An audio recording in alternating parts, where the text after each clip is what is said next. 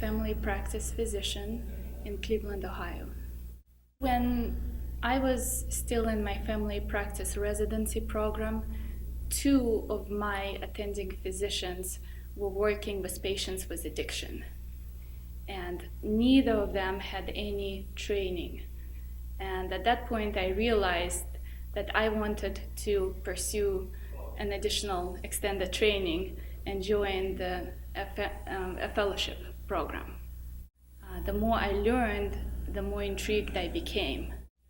Now that I understand the complexity of the addiction disease, I'm able to view addiction medicine patients with a great deal of empathy, something that I feel is still very much lacking within the medical community.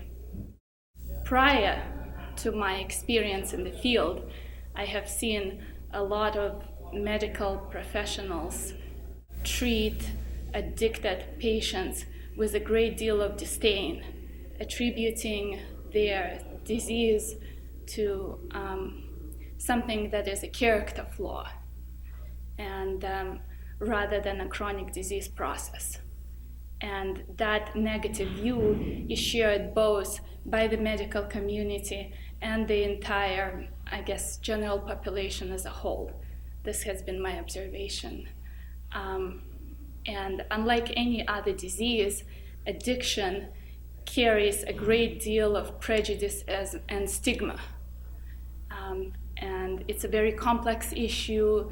There's a lot of people that are involved in it, not only the patients, but their family members, the society as a whole. It has a huge economical impact on our society. It costs healthcare $1 trillion a year, and it affects everybody on a much global scale. So I'm quite passionate to bring awareness to this just ever-growing epidemic of addiction to the world, to the medical community, and to find ways to get this under control and to offer treatment to these patients.